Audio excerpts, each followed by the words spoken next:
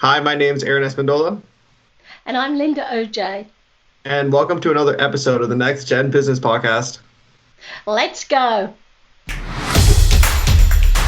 NextGen Business Podcast is produced by the Small Business Community Network. Visit them online at www.sbcncanada.org.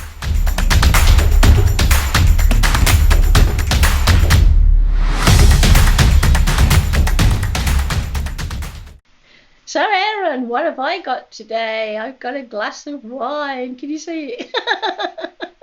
Yeah, usually you don't have wine, but today's a special day, I guess. Well, we were back to work. We actually took a few days off before the long weekend to go to this little resort so we could just sit on the balcony and look at the lake because I didn't want to be by people. And we had champagne, and wine. And we had a really lovely time and I just didn't want to come back to work, but I had to. So did you do something nice for the long weekend? I just honestly just drank a lot, so I'm giving my body a rest today, and then this whole week is going to be just drinking mostly for me, but You didn't go to the beach? no, it was too cold. It got too cold this week for the beach. It was lovely in Muskoka. It was really lovely. It started changing when we travelled back. And we left our cat with my daughter and her husband, Ella. So they had a lot of fun. So we've got an awesome guest tonight, I believe. Oh yeah, so for our listeners, his name is and our viewers, we have a special guest today on our show. He's actually one of my best friends from college.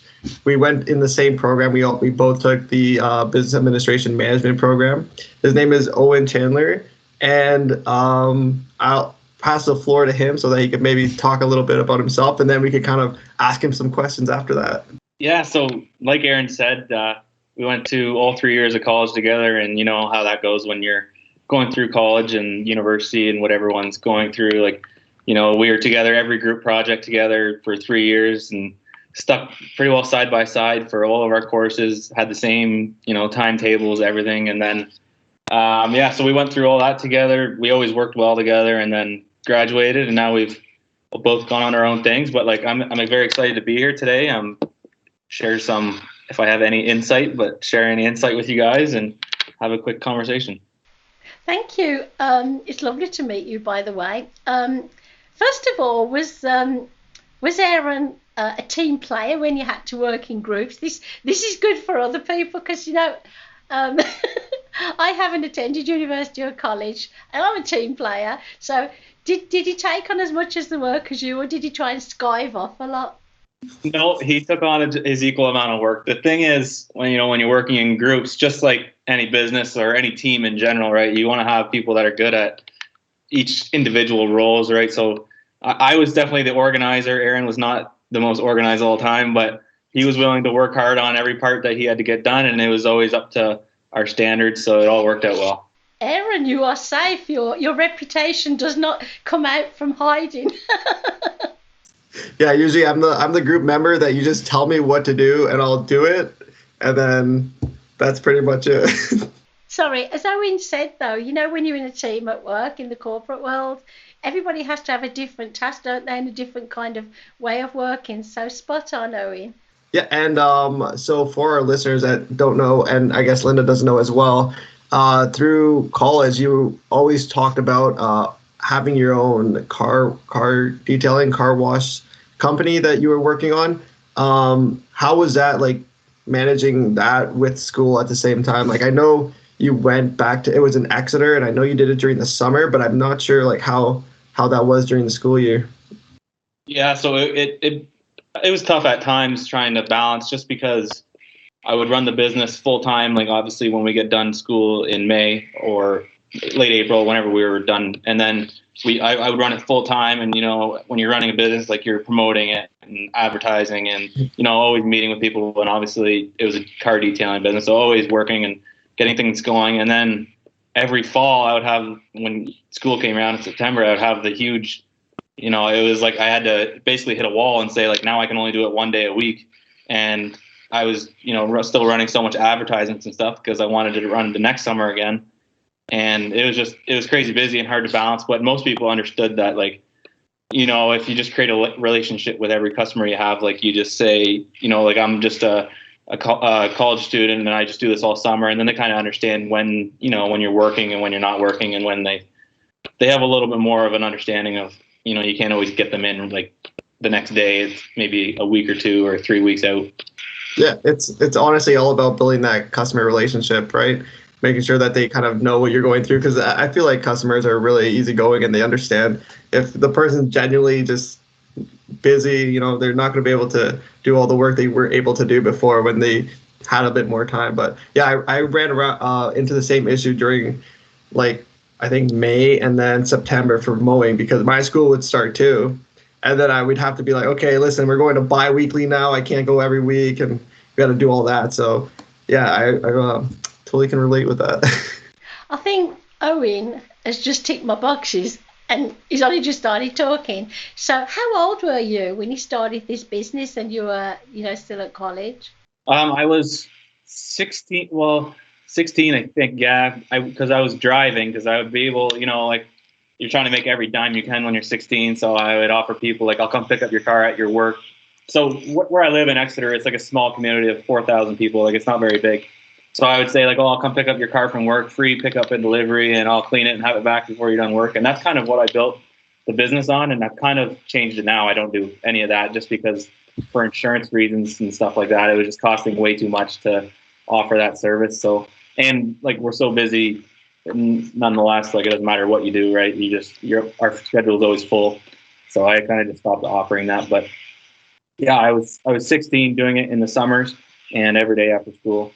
Yeah, and so are you still an entrepreneur? You're still doing things for your own business? Yes, I would. Seriously, like entrepreneur, I want to do that for the rest of my life, just because. So I started this. I've never worked for anyone really, so I don't want to put myself in a position like I don't want to ever ask anyone for a day off. So that's like one of my biggest things that I always have in my back of my head is I don't want to be controlled by anyone, and you just control your own fate. So yes, with the car detailing, I have a full-time and a part-time student. They're high school students in grade 12, so they help me run that. They basically do everything like scheduling and cleaning all the cars and everything. And then I've started a new career with Sun Life Financial in January. So I started as an advisor there, and it's still the way the role's set up. I'm an individual advisor, but I'm contracted with Sun Life. So it's still the same kind of, like you do have goals to hit that Sun Life kind of sets for you, and they do help you out a lot. But, if I did want to take off on a Friday afternoon and go golfing with my friends, I don't have to ask anyone. I just go leave and do what I want, right? So that's what I really like about that role. I think what I would like to get over to our listeners who are still college students, university students, who are thinking of starting their own business or working for a large organisation is what goals did you think about in those early days when you decided at 16, to be an entrepreneur? What were the goals that you set yourself? And goals are very important, aren't they? Yes, they are. And most importantly, setting attainable goals. Like you don't want to set crazy goals and then you don't achieve them and you get, disencouraged and just kind of give up, right? The hardest thing, basically my goal when I was in school, like I knew I wanted to be in business and I knew I wanted to eventually own my own business, right? So what I wanted to do is just at that young age, you just start thinking like, how can I make money myself without having to show up for anyone else and work on this other guy's dream, right? So really when you're working for someone else, like, my first job was with a painting company and I was working all day, every day for this guy, working really hard. And I was just filling his pockets with money, right? And I got thinking like, why don't I just start painting? So, but it's the same concept, right? So then I started, he was a good guy and he kind of led me in the direction of like, there was no car detailing, car washes in our area. And he kind of said like, this is something I would pay for. So I just jumped on that. But my biggest goal, honestly, was just I just did not want to work for anyone and have to like report to anyone. It just kind of made me sick to my stomach. And how my business kind of succeeded in a way that it's still supporting me with like good income today is because I was so scared to fail. I would literally work, 14, 16 hours a day just until it's gotten to that point where, you don't really need to do that anymore. It's just kind of like, here are our hours. If you want to book in, book in. If you don't, it doesn't really bother me because we're going to be full either way, right? Yeah, that sounds like really a really good goal to have, and something that a lot of people kind of think about when they own their own businesses, that they're going to have all this free time. They can make their own schedule, and then they're like, oh, I can take as many breaks as I want. But like you're saying, you have to put in the work in the beginning, do all those, like, the stuff that you don't really want to, just so that you can get to that point where you are now, and you can go on a Friday and go golfing with your buddies. Whereas before, like, you had to put in the work for that. So I kind of have that situation too. Like with my one friend, he just kind of wanted to just do a company just because he didn't want to work that much. Yeah. And I'm like, yeah, that's not really how it should be, especially if you're trying to make a successful one. But on top of the, you do the car detailing, you do the Sunlight Financial, and then as well, you said you had rental properties, or you have something to do with that? Yeah. So when I turned 18, 19, that kind of age, just kind of starting college, I was in a position where luckily my dad was kind of looking for areas he wanted to kind of, expand his portfolio and balance it a little more. And we started looking, and basically it was just kind of one of those things. Well, like, we live in a small community, so you kind of know everyone. And then there's, guys in the area like, oh, well, how'd he make all his money kind of thing. And then you start talking to him and he's like, well, I just bought rental properties and rented them out. And then 5-6 years later, they appreciated by $200,000. I sold them, put all the money in my pocket and left, right? So I kind of just started talking about that, and then we got on to that right away. And that's mostly the passive income idea. Like, I would like eventually to grow my portfolio where it's supporting me, with $5,000-$6,000 a month in passive income. So it kind of covers all your expenses, essentially, if you don't live like a crazy person. And then you can essentially do what you want, right? And, work whatever job you want. Wow, that's amazing. So what tips would you pass on to our listeners and our viewers, whether they want to be an entrepreneur or, if they may want to work for somebody else? What are the 3 tips you'd like to give them? Because you've been successful in both areas. So you're the one to tell us how you did it. Well, I without sounding as cliche as possible, like, obviously you have to mention you got to be willing to work hard, and kind of basically, I always like to say you have to be scared to fail, because if you're not, then you're just gonna kind of lollygag through it, and if you lollygag, there's always going to be someone else willing to take your spot, right?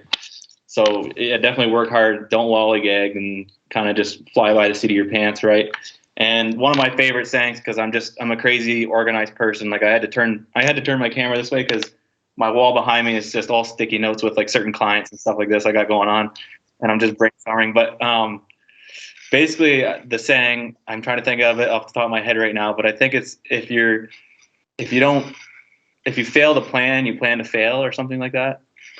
And yeah, so it's just one of my things. Like, even myself, as crazy as it sounds, like, I just have a notebook, and I was actually just looking on it before we hopped on this podcast, and it's like just the goals you set. So January 1st, 2020, right? I'm setting goals for what I want to achieve by December 31st of 2020 or 2021, right?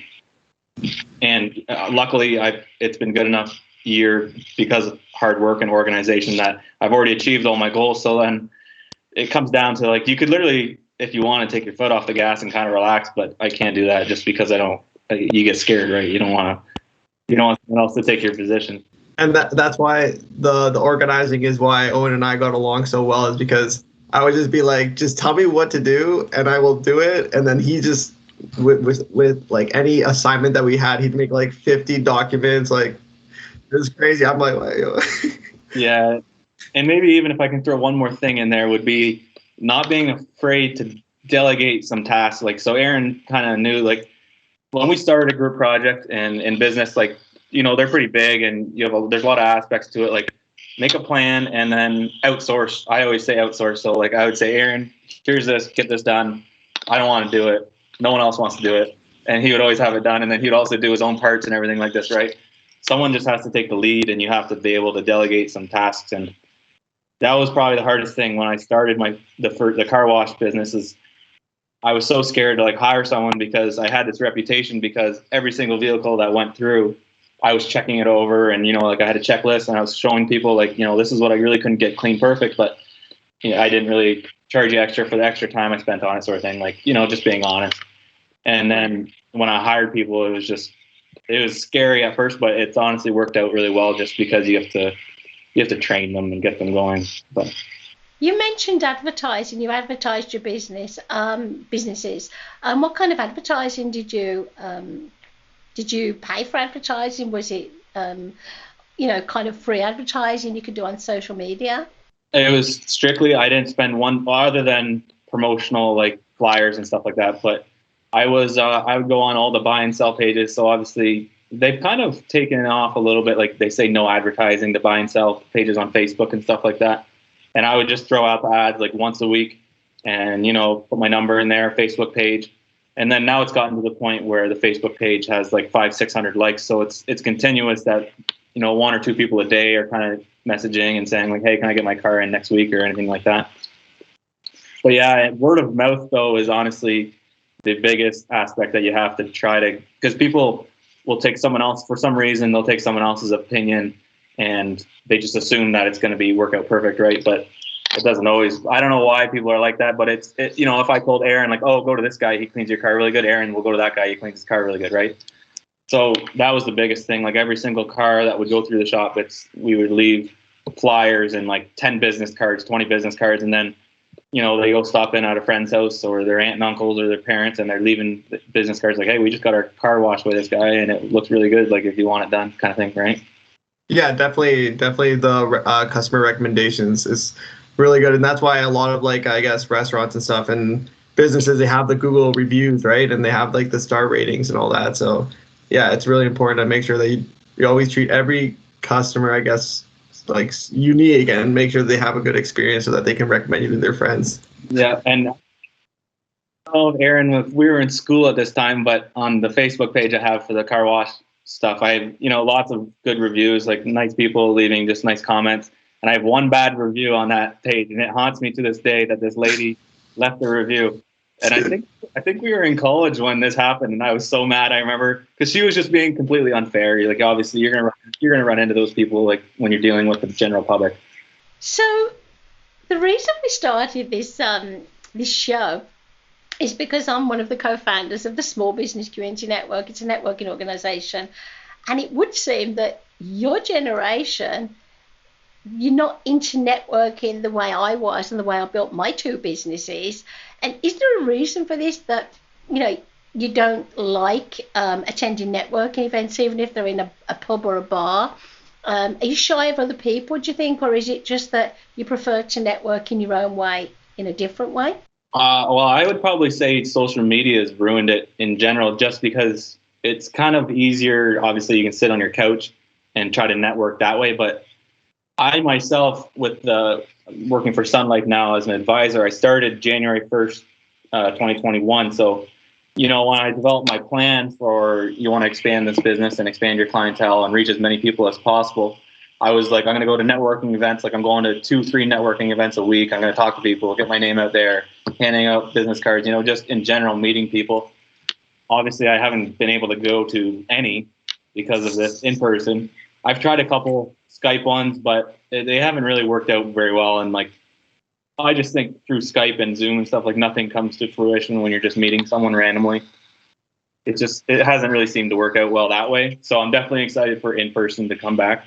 But that's myself. I know other people I work with are like strictly, they won't do it at all. And they're saying my age as well. Interesting. So one of the things, whether you're in person or online, Owen, a tip I'll give you is it's leaving a lasting impression.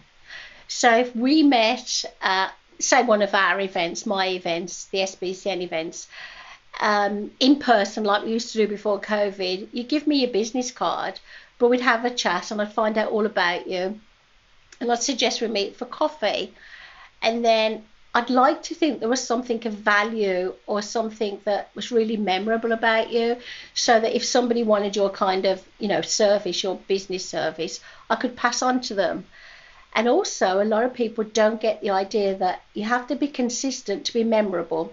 So if you just pop onto one Skype event, virtually in these days, or one Zoom event, people are not going to remember you. They're going to forget you, right? So for when COVID's over, remember, if you are going to do in-person networking, it's not just about your networking, your card, your business card, and saying, I do this. What is it you're going to leave behind that's memorable for them to know that you're called Owen and you do A, B, or C? So whichever of your businesses that you are showcasing when you're networking.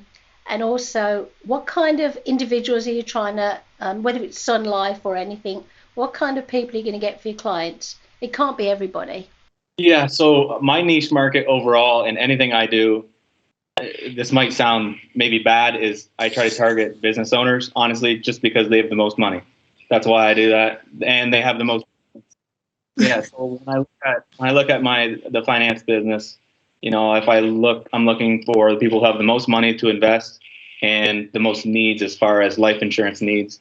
Like, business owners are taking out loans for operations and, expansions and buying stuff, right? So that's my niche market overall, and anything I do is business owners, just because also with the car wash business, like I have a couple of guys that have like 15 vehicles, right? Fleet vehicles. And they'll just get their employees, drop them off, we wash them, they pick them back up. Like it's no big deal. And they're happy with everything we do, and they're giving us a ton of business, right? So that's definitely who I try to target overall. So what's the name of your car wash business? The car wash business is called Luxury Bubbles, which is kind of just a unique, I don't even know how the name came about. And obviously because I was 16 years old when I made it up. And I've just stuck with it just because I don't know why, but I just left it like that. I love it, don't you, Aaron? It's a great name, Bubbles. I'll remember that one. I get older people calling me, and they're always like, "Is this Mr. Bubbles on the phone?" Like, yeah, it's going. Mr. Bubbles. Sadly, I'm going to say goodbye to you now because we have to, wind up the show. So, obviously, I'd love to thank you.